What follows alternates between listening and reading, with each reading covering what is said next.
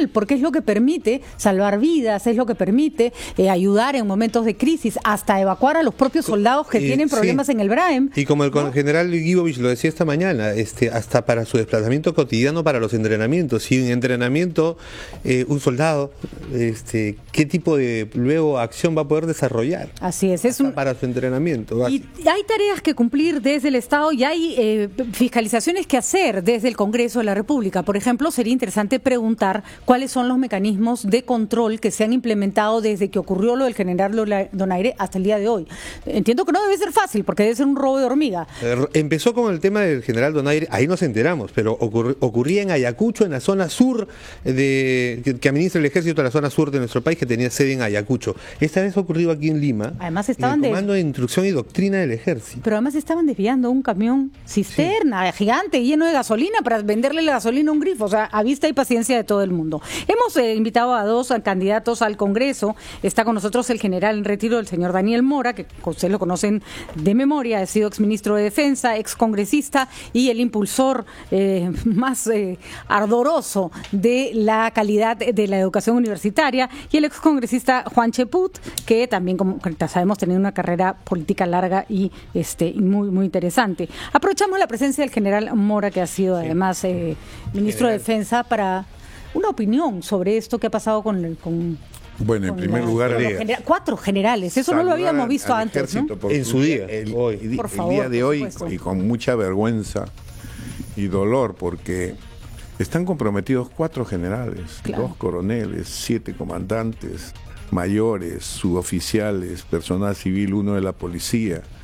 Realmente desastroso para nosotros que después de una década del fujimorismo, el ejército y la Fuerza Armada se desprestigiaron mucho. Así es. Y nos ha costado mucho recuperar la confianza. Estábamos en el segundo o tercer lugar de confianza en las Fuerzas Armadas. Evidentemente esto se puede solucionar. Yo cuando estuve ministro de Defensa y estaba comentando, hicimos un proyecto piloto para controlar el uso de combustible. Y resultó exitoso en el Ministerio de Defensa, en el sector. Queríamos después hacerlo extensivo a todas las Fuerzas Armadas. Y hice un convenio con el Banco de la Nación que tenía un software para ello. Pusimos un chip en cada carro. Y con GPS. Hicimos el convenio con el Banco de la Nación, nos cobraba una cantidad no muy significativa. Todos los meses nos remitía el consumo total, dónde se habían desplazado los vehículos, dónde habían consumido, cómo se habían movido, todo. Se acabó el problema.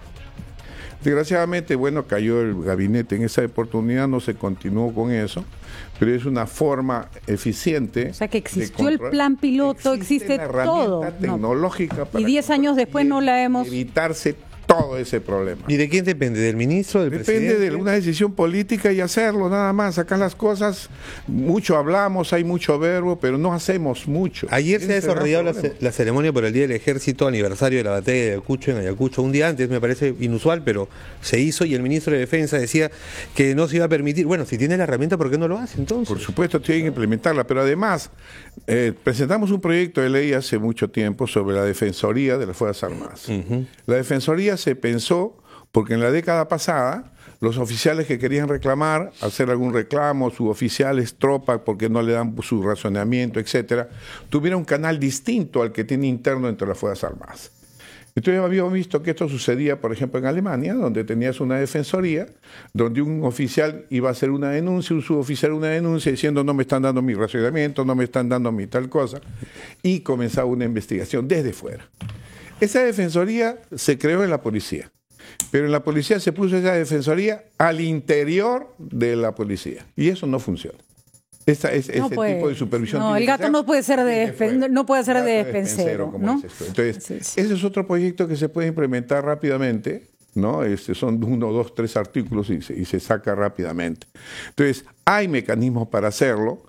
También, por ejemplo, cada vale de gasolina debe estar designado a determinado vehículo, a determinada aeronave, etcétera, que no lo hacen. Entonces sacan un vale en forma general y fácilmente. O sea, hay herramientas para poder tener un mayor control.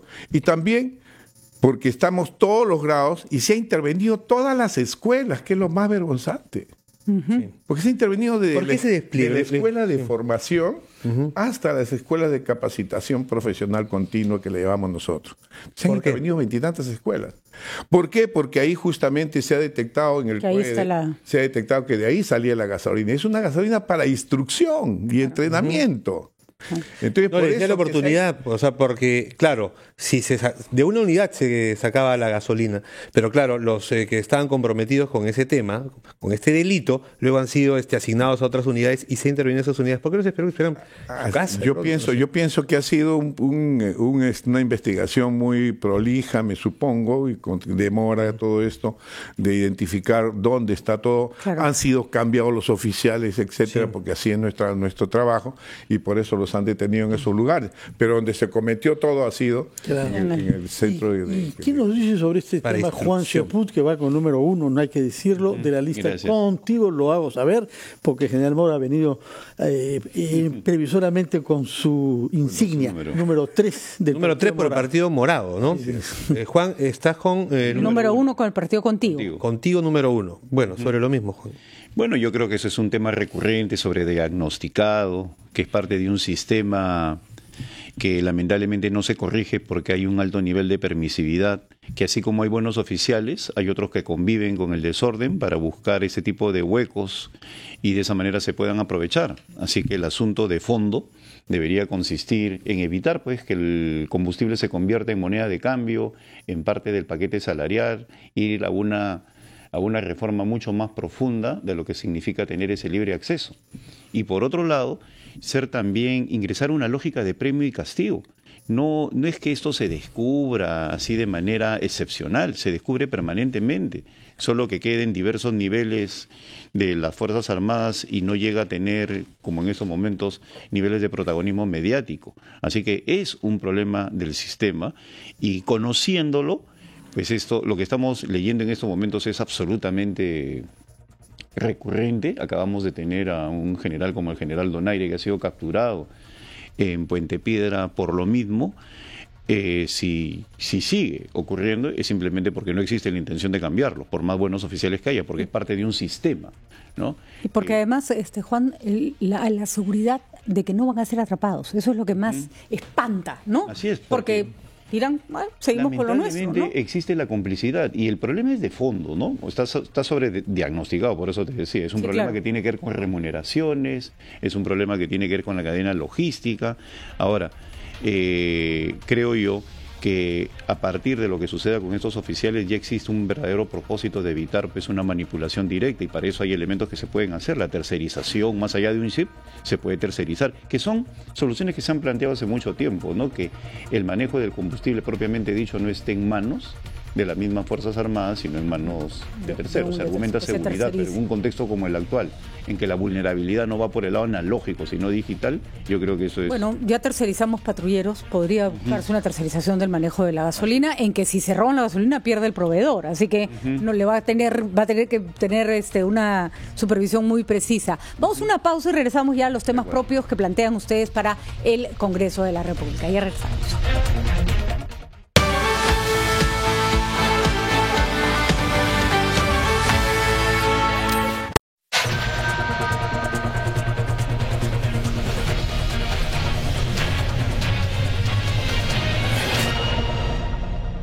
Bueno, señores, ¿cuáles son? Es interesante porque la postura del partido Contigo, Juan, está más o menos definida. Ustedes se apartaron del gobierno, incluso se apartaron siendo una bancada distinta, y al final de la vida de este Congreso que murió pronto, tuvieron una postura más crítica con respecto al gobierno del señor Vizcarra. ¿Eso va a seguir manteniéndose? Además te lo pregunto a raíz de las investigaciones que están saliendo y de las críticas que están saliendo con respecto al manejo del gobierno regional del señor Vizcarra. Mira, por más que va a ser un congreso de corta duración, no significa de que claudique de su afán fiscalizador. Yo creo que si surgen elementos que necesitan ser investigados, pues tienen que hacerse y nadie tiene que molestarse. Más aún cuando surgen una serie de dudas desde las mismas declaraciones del ministro Trujillo, como del premier o del propio presidente. Lo nuevo tiene que investigarse y en ese sentido no se puede prescindir de ello. Ahora, eso no significa de que uno se convierte en una oposición obstruccionista. Nosotros éramos el partido Peruanos por el Cambio, que devienen contigo, es un cambio de nombre, y más bien la ruptura con el gobierno es consecuencia de que el presidente se aleja del plan de gobierno original. Entonces ahí hay matices que todavía no han salido a la luz pública. ¿Sobre qué punto se aleja?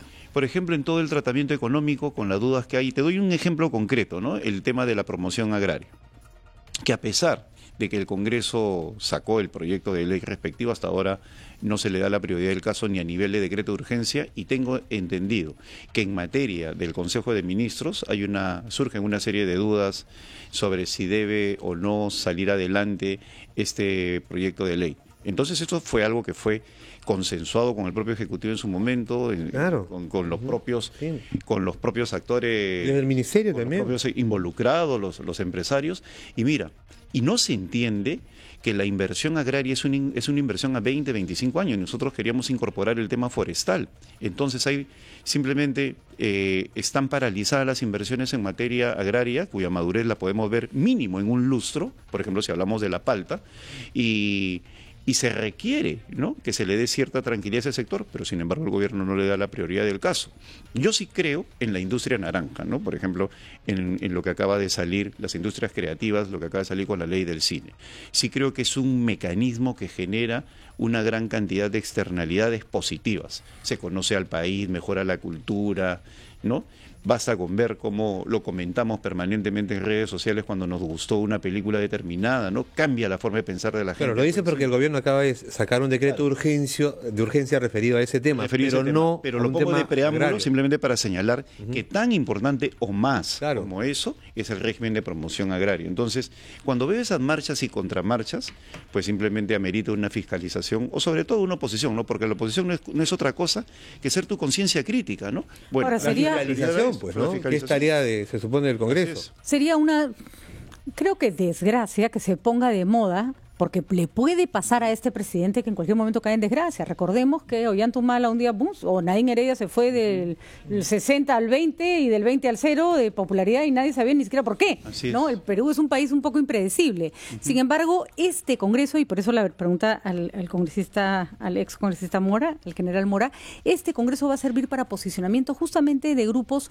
nuevos, ¿no? Y contigo hay que decirlo, es un grupo nuevo y el Partido Morado es un grupo nuevo que tiene que forjar su personalidad. Sería muy triste que se perdieran tratando de formar una personalidad a punta de, no sé, atacar a alguien que de pronto es popular, llámese Vizcarra, Keiko, quien sea. ¿Cómo hacemos para que no pase eso y para que sea un Congreso propositivo? Totalmente, ¿no?, de ¿no? acuerdo con esta posición que has mencionado. Nosotros no vamos a entrar a confrontaciones innecesarias cuando en más de 3 años se ha perdido grandes oportunidades de hacer las grandes reformas del segundo piso, por ejemplo, que requiere el país. Nosotros llevamos cosas muy concretas y en el corto plazo tenemos que ser un equipo muy eficiente. Tenemos que trabajar en equipo y tenemos que trabajar pensando en el Perú. Nosotros llevamos 48 propuestas. 48 propuestas tenemos nosotros en nuestra plataforma para este año y 4 meses. Pero deben ser propuestas muy rápidas, muy viables y rápidas de ejecutar. Por ejemplo, veo como número 1, permítame, lucha contra la corrupción. Este año se ha denominado el año de la lucha contra la corrupción, pero mire, el jefe de gabinete ministerial detenido por corrupción. El presidente mismo de la República señalado en una investigación por corrupción. Sí, nosotros no vamos a blindar a nadie, lo hemos dicho, sea el funcionario de donde provenga.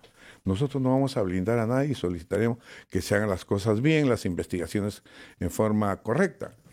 Pero tenemos también que hacer cosas que la ciudadanía reclama en todos los ámbitos de la lucha de la contracorrupción, la reforma del Poder Judicial, la reforma del Congreso, la reforma interna del Congreso, a la cuestión de seguridad ciudadana, el tema de educación. Pero lo pone en cuarto o quinto lugar la seguridad ciudadana no podemos... No es el quinto o cuarto lugar que tenga, sino que no podemos con la seguridad ciudadana. Tener una relación. Sí. Esta no es una prelación ni la prioridad, porque son diversos equipos que hay en una comisión y se puede trabajar simultáneamente. Tenemos a Carolina Lizarra. Juan Cheput, ¿por qué no poner el acento en la promoción agraria?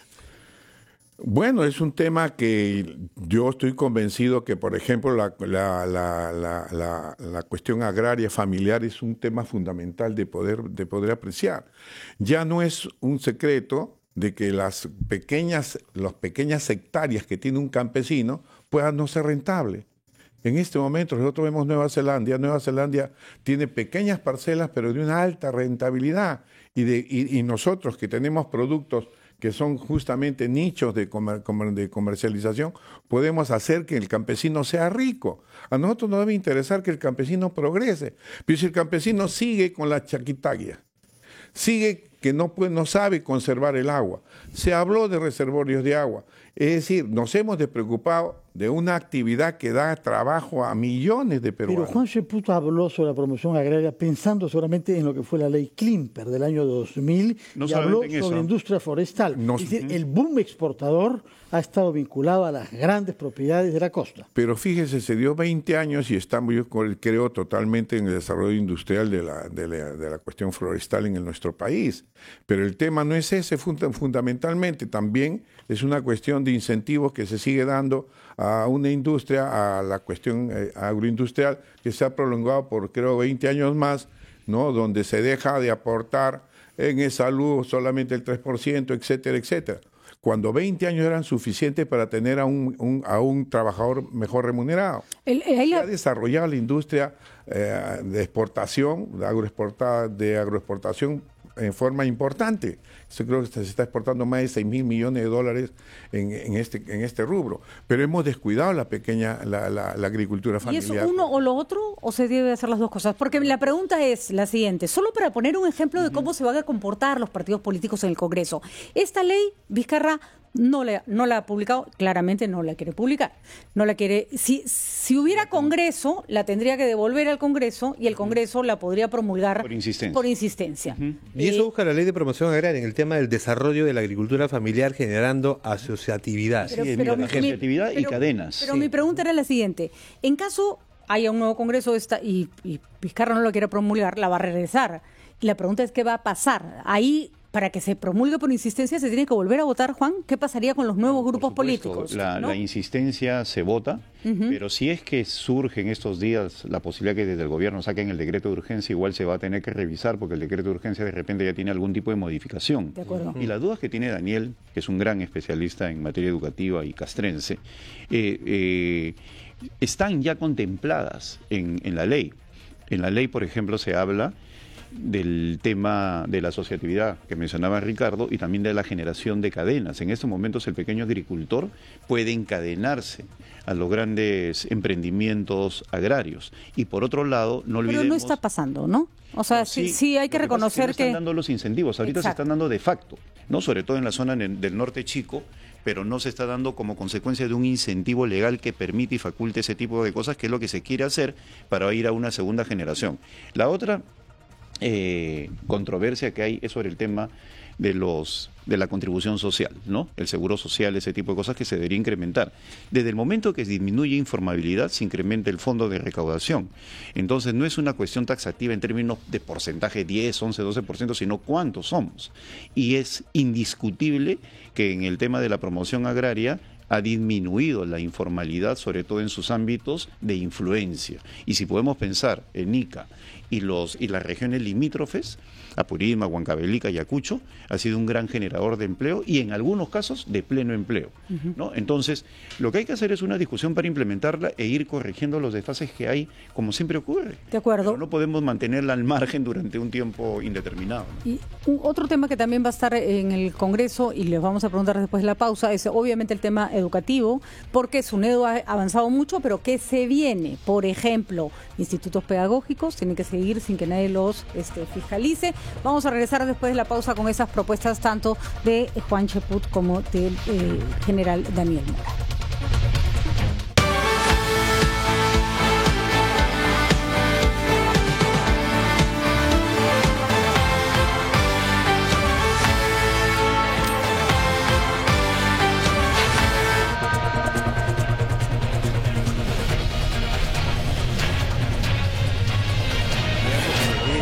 Tema educativo, general Mora. Bueno, creo que... Universitario sobre todo. Después de más de 5 años de la aplicación de la ley, hay 83 universidades licenciadas que albergan a más de 900.000 alumnos, es importante decirlo. y tenemos 30 universidades a las cuales se le ha negado la licencia. Han entrado al número que yo consideraba y lo había dicho, 30, 35 universidades por lo menos. Digo, y faltan algunas. Deben no estar no licenciadas. Esto es un éxito de colocar recién, llegar al primer piso de las condiciones básicas de calidad. Con esto se está reordenando el sistema universitario. Ni siquiera estamos caminando a la excelencia todavía. Recién hemos puesto un piso que reordena todo el sistema y que lo mínimo que debe tener las universidades para no estafar ni a los estudiantes ni a los padres de familia es esas condiciones, esas 8 condiciones básicas de calidad que se agrupan en 50 y tantos indicadores. Hay problemas, son más o menos 100.000 alumnos que han quedado fuera del sistema. Algunos continúan, cuarto y quinto año de esas universidades, porque el cierre de una universidad dura 2 años. Entonces, ¿pero qué pasa con los demás? Los demás, a las universidades se les obliga a hacer un convenio con otras universidades. No, es que el problema es que no están obligadas. No, hacen un convenio, la mayoría está haciendo convenio. Casi el 65% de los alumnos que han quedado fuera. La que no consigue licenciamiento está obligada a buscar esa colocación de sus alumnos, pero las otras universidades y otros se han salido voluntariamente. El único problema que se nos está presentando es con la universidad pública, que la universidad pública es una universidad gratuita, es una universidad que se entra por un riguroso examen de ingreso, pero que se da una fórmula que yo creo que va a dar resultados, aunque queda todavía pendiente algunas cosas. Por ejemplo, se nombra a esta universidad pública se le niega la licencia, se nombra una comisión técnica por una resolución del ministerio, que es el ente rector. Por primera vez el ministerio se mete al asunto y debe meterse. 45 días se nombra una comisión en que están 3 del ministerio y 3 que no son autoridades de la universidad. Y preparan un plan de emergencia hasta de 12 meses para que lleguen a las condiciones básicas de calidad. Mientras tanto se sigue dando las clases igual. ¿Cuál es el único problema? Que se deniega el proceso de admisión. En el caso de ICA, que es una sola universidad de la región, evidentemente hay un problema porque generalmente traen 1.800 alumnos en cada proceso de admisión. Y eso tendría que resolverse de alguna manera. ¿Qué manera? ¿Qué manera puede resolverse? Porque esa posibilidad que se le da a la universidad pública, desde el Ministerio de Educación nos han dicho que también la tienen las privadas. Acá hay una confusión y creo que vale la pena aclararlo. Dicen algunas universidades privadas, pero ¿qué no se nombra una comisión igual como se está haciendo en las públicas? Imagínense quiénes son los promotores de esas universidades privadas. Privados. ¿Quién es el promotor de una universidad del Estado? El Estado es el promotor. El Estado, en el caso de la Universidad San Luis Gonzaga de Ica, le ha dado dinero para el licenciamiento. En estos años, en la misma esta universidad se han encontrado venta de títulos, se han encontrado una serie de irregularidades y los fondos no se han usado exactamente para el licenciamiento. Entonces, interviene la universidad, interviene esta comisión. Imagínense en una universidad privada, que el Estado le diga a una universidad privada: tienes que hacer este laboratorio, gasta tanto en este laboratorio, te falta la biblioteca, pon tanto dinero para la biblioteca. Bien. Solamente esa intervención, que sería anticonstitucional, que una entidad del Estado le diga a una universidad privada, a un medio privado, lo que debe hacer y lo que debe gastar. Solamente ahí habría tremendos problemas y tremendos... En cambio, en el Estado no. El Estado puede decir: los recursos que te he dado y que tienes en este momento, tienes que dirigirlo acá. Tienes que hacer este laboratorio, tienes que mejorar la biblioteca, tienes que mejorar los ambientes, etc. Es una gran diferencia. Que podría, en el caso de las privadas, y yo lo mencioné en alguna oportunidad, una universidad que estafa, que hemos visto ahí, muchas universidades estafa, debían indemnizar a sus alumnos a los cuales los ha estafado durante algunos años. Debía pagarles, indemnizarlos. Hay otras fórmulas que se pueden dar, por ejemplo, para el caso de las universidades públicas. Una universidad tiene un número de dinero, una masa monetaria para tantos alumnos, 100 millones. ¿Cuántos alumnos tiene? Si 10.000, lo divido, le corresponde 700 soles mensuales a cada alumno. Y le puedo pagar, le puedo dar eso que le corresponde en el caso de una universidad pública a esos alumnos que han ingresado para que busquen un convenio con otra universidad para estos 2 años. O sea, lo que es que el Estado financia y subvenciona universidades privadas. Eso que está proponiendo usted. No.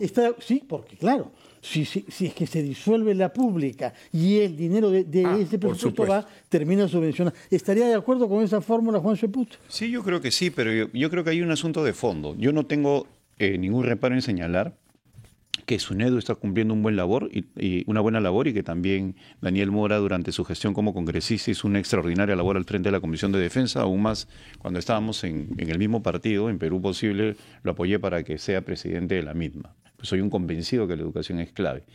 Pero creo yo que así como el campeonato de fútbol de primera división es mediocre, no, hemos tenido un excelente partido. No, pero te digo de que falta ambición usar las grandes ligas, ¿no? O sea, yo lo que quiero, lo que quiero es dramatizar, ¿no? Lo que quiero es dramatizar, ¿no? O sea, lamentablemente no estamos en las grandes ligas, pues, ¿no? Entonces, en materia universitaria nos falta ambición. Y eso tiene que ver con los rectorados y con el papel que pueda jugar la SUNEDU. No es un asunto solamente de supervisión también, sino también de gestión, de promoción de buenos contenidos y de profesores. El tema no es alumnos. Yo que soy profesor, bueno, ahora estoy en licencia, en universidades como la UNI San Marcos, la calidad del alumno es extraordinaria. En el caso de San Marcos es un examen de admisión complicado, pero el número de postulantes es tan grande y hay como una suerte de embudo y los que ingresan son tan pocos que ahí hay un filtro de calidad. Y en el caso de la UNI, bastantes postulantes y un examen muy complicado, entonces los que ingresan son de gran calidad. Muchas veces el alumno supera al profesor fácilmente, pero no hay promoción de profesores, no hay nombramiento de profesores, hay un estancamiento a nivel educativo. Lo mismo sucede en las universidades privadas. Tenemos que dar el gran salto. Ahora, las soluciones tienen que ser complementarias. Yo creo que un elemento importante es el tecnológico. Acá los institutos tecnológicos tenemos pocos de gran calidad, el CENATI, y en el sector privado también hay varios, por eso no menciono uno en particular, pero por otro lado tenemos que cambiar la cultura de la gente. Peter Drucker decía, la cultura se desayuna a la estrategia. Entonces podemos tener muchas estrategias, pero si en el plano cultural los chicos, los jóvenes, las señoritas siguen pensando en que la universidad es el único futuro que tienen y no ven en el aspecto tecnológico otro horizonte de formación, no solamente rápida, sino altamente remunerativa y de servicio al país, pues vamos a continuar sobresaturando a las universidades. O sea, también hay que trabajar en el ámbito técnico. Y el otro tema de fondo es que lamentablemente no hay una relación entre oferta y demanda. La oferta universitaria y la demanda del empresariado, de los lugares donde se tiene que cobijar a los profesionales. Y ahí se tiene que trabajar con los gobernadores regionales para que a través de las universidades de su sistema regional empiecen a absorber. Por ejemplo, se hace con el clúster del turismo en el Cusco. El sistema universitario ha dejado de enseñar algunas profesiones liberales, ¿no? O sigue enseñándolas pero sin mucho énfasis, por ejemplo psicología, y está incentivando turismo, traducción, todo lo que necesita el clúster de turismo porque van a tener acceso. Lo mismo se puede replicar en otros lugares.